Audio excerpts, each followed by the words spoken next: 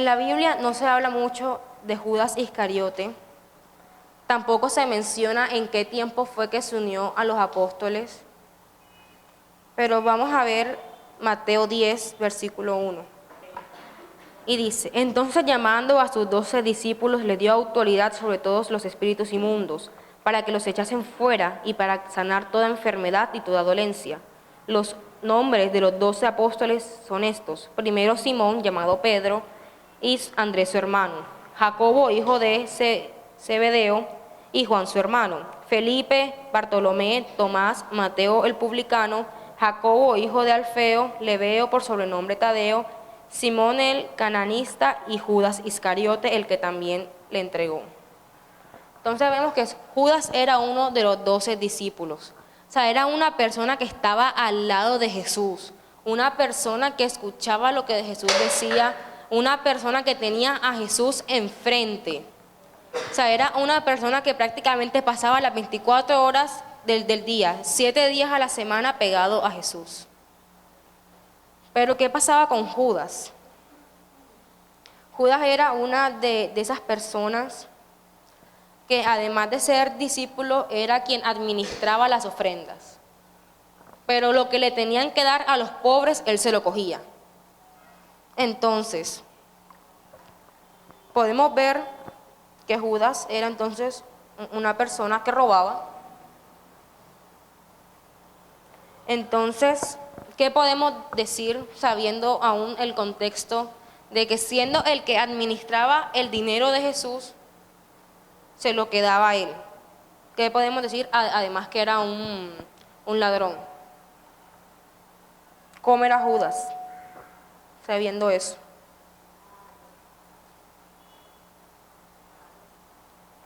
Malo. ¿Qué otra cosa? Podemos decir que era egoísta, porque el dinero que era para la gente necesitada se la quedaba. O sea, que él pensaba primero en yo, lo que yo necesito, lo que yo quiero, y no me importa el resto. O sea, que el resto vea cómo se defiende. Vamos a Marcos 14. Y esto es lo que la palabra dice acerca de Judas, y que aún no nos dice más de cómo era. Y dice: Judas Iscariote, uno de los 12, fue a los jefes de los sacerdotes para entregarles a Jesús. Ellos se alegraron al oírlo y prometieron darle dinero, así que él buscaba la ocasión propicia para entregarlo. O sea, que con Judas solamente es decirle: si me entregas a Jesús, te doy un dinero. Él enseguida buscó la oportunidad para poder entregarlo. O sea, que Judas era una persona que maquinaba lo que iba a hacer. O sea, ya sabía cómo se iba a mover por el simple hecho de tener dinero. O sea, que además de egoísta, era una persona que lo primero era avaricia. Pensaba primero en tener dinero, en lo que él necesitaba, y no pensaba en el resto. O sea, era una persona egoísta hasta el punto de decir: voy a entregar a Jesús y no me importa lo que le pase. Si yo tengo mi dinero, que le pase lo que le pase, que vea cómo se defiende. Entonces, prácticamente, ¿qué hizo Judas? Escoger el camino fácil. Porque la palabra dice que el camino de muerte es un camino que es súper ancho y que muchas personas pasan por él.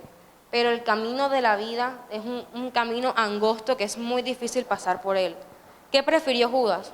Yo me voy por el camino fácil y que los demás vean qué hacen. A mí no me importa. Entonces, ¿qué le conllevó a él? A su propia muerte.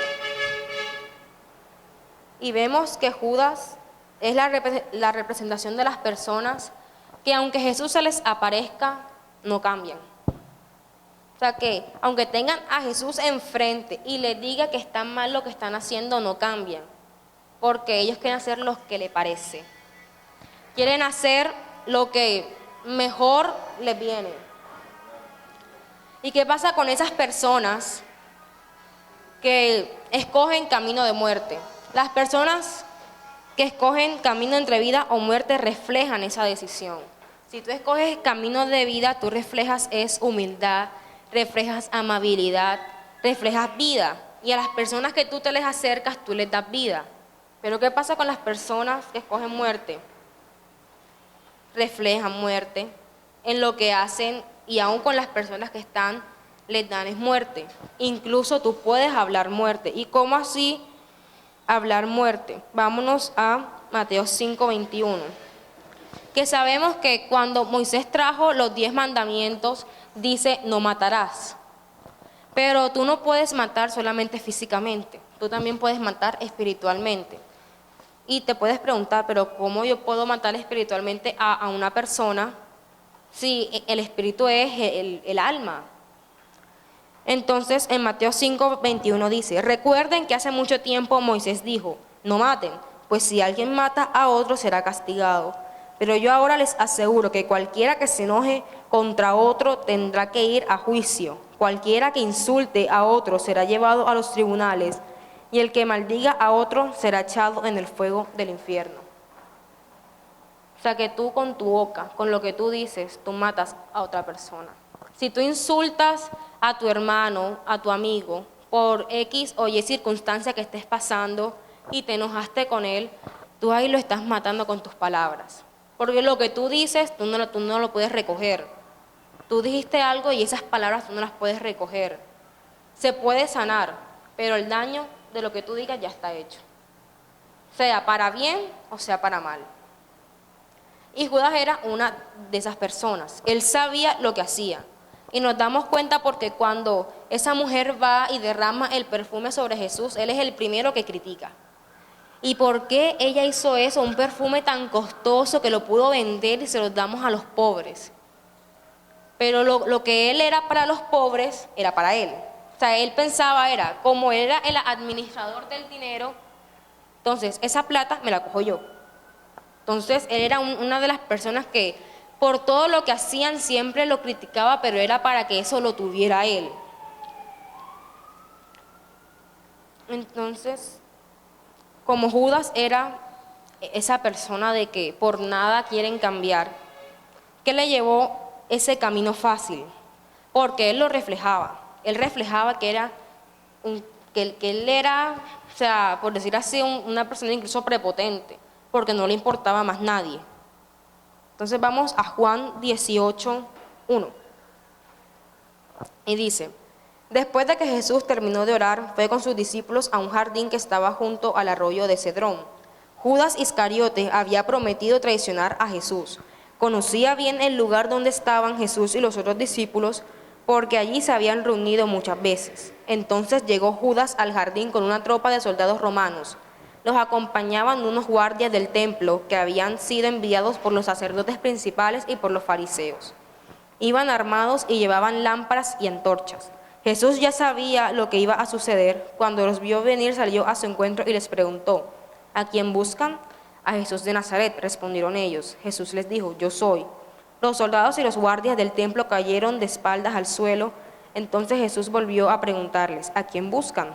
A Jesús de Nazaret, respondieron de nuevo. Ya les dije que soy yo, contestó Jesús.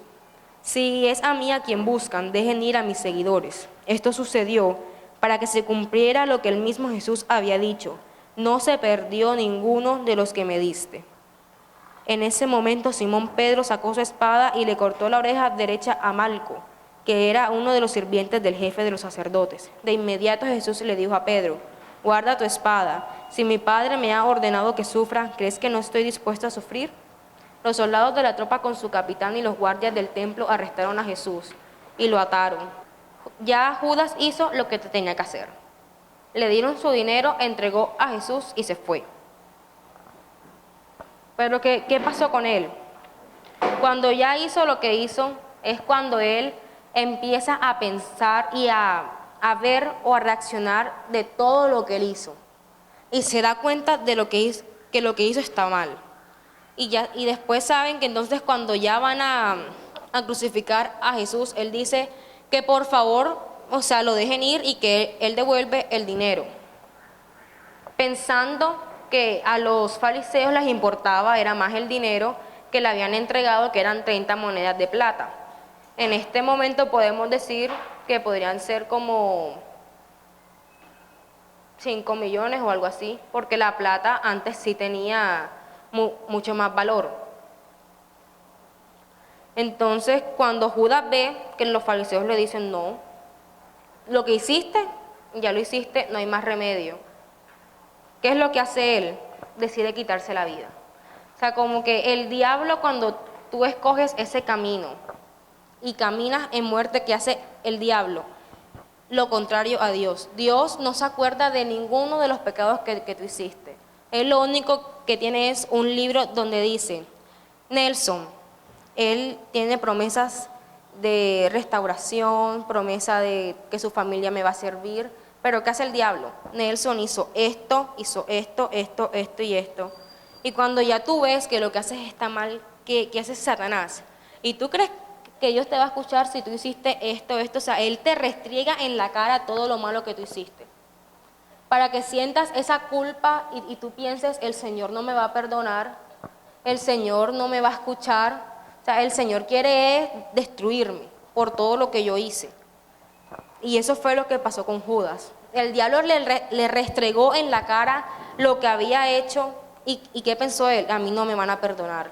Entonces, ¿cuál es la salida como más rápida? Morirse. ¿Y qué decide él? No, me voy a quitar la vida. Y lo vemos en Mateo 27:3. Judas es una de las personas que pretendía que lo que yo hice, eso no me va a afectar en nada. Tú no puedes pretender que cuando tú haces algo, eso no te va a tener consecuencias. Todo lo que tú hagas en esta vida, tú lo pagas. Todo lo pagas en vida. Porque cuando ya el Señor venga por su iglesia, allá, o sea, ya lo que el Señor dijo, lo dijo. Y esa decisión de vida o muerte muchas veces creemos que solamente la toma el Señor y yo aquí en vida hago lo que a mí me plazca. Esa decisión la tomas tú. Y depende de lo que tú hagas, es que el Señor toma su veredicto y dice, Isaac, tú hiciste esto y esto, cosas buenas, pero me serviste, oraste todos los días, tu corazón siempre fue puro, porque tomaste la decisión de caminar en pro de seguirme a mí. Entonces el Señor toma su veredicto y dice, Isaac puede pasar al reino de los cielos. Pero si tú tomas la decisión de caminar en muerte, ¿qué dice? El Señor no tiene más remedio. Si ya te ha dicho con bastante gente y el Señor cada día te lo demuestra, dándote el primer milagro que es que tú puedas abrir tus ojos. Cuando hoy mucha gente no pudo levantarse. Pero si tú decides caminar en muerte, el Señor no tiene otra salida que es, no tiene vida eterna, sino tiene una vida eterna, pero es en el infierno. Mateo 27:3. Entonces Judas, el que le había entregado, viendo que era condenado, devolvió arrepentido las 30 piezas de plata a los principales sacerdotes y a los ancianos, diciendo, yo he pecado entregando sangre inocente. Mas ellos dijeron, ¿qué nos importa a nosotros? Allá tú. Y arrojando las piezas de plata en el templo salió y fue y se ahorcó. Los principales sacerdotes, tomando las piezas de plata, dijeron, no es lícito echarlas en el tesoro de las ofrendas porque es precio de sangre. Y después de consultar, compraron con ellas el campo del alfarero para sepultura de los extranjeros, por lo cual aquel campo se llama hasta el día de hoy campo de sangre. Así que cumplió lo dicho por el profeta Jeremías, cuando dijo, y tomaron las 30 piezas de plata, precio del apreciado, según precio puesto por los hijos de Israel, y las dieron para el campo del alfarero, como me ordenó el Señor. O sea, aquí vemos que Judas pensó que no tenía más remedio. Pero yo estoy segura que si Judas se arrepiente y va a la presencia del Señor, el Señor ya lo había perdonado, pero hubiera restaurado su vida. Amén. Pero con lo que él tomó esa decisión de estar en el camino más fácil, camino de muerte, y después quitarse la vida, ahí él perdió incluso todas las bendiciones que pudo recibir estando con el mismo Jesús. O sea, si al mismo Jesús le pasó eso, ¿cuál es la misión de nosotros? Que a esa gente traerla, porque el Señor a nosotros nos encomendó una misión. Dependiendo la decisión que tú tomes hoy, si seguir a Dios o seguir al mundo, es que tú puedes cumplir incluso el propósito que Dios ha determinado en tu vida. Porque Judas tomó su decisión, camino de muerte y terminó en muerte. Pablo tomó una decisión, camino de vida y está en el cielo ahora, y está viviendo una vida eterna con Dios. Pedro se dio cuenta que estaba viviendo en una religiosidad y que eso lo podía llevar a muerte, se arrepintió y hoy también vemos, y la palabra dice que incluso Pedro fue crucificado, pero que hoy está en el cielo con el Señor. Entonces te vuelvo a preguntar, ¿qué camino escoges? Esta decisión es tuya. O eres un Pablo que tomó la decisión y hasta el último aliento de su vida caminó con el Señor, o eres un Judas que desde que conoció al Señor eligió camino de muerte y en muerte terminó. ¿Cuál es la decisión que tú tomas hoy? A mí no me tienes que responder, pero se lo tienes que responder es al Señor. Te invito a que te pongas sobre tus pies.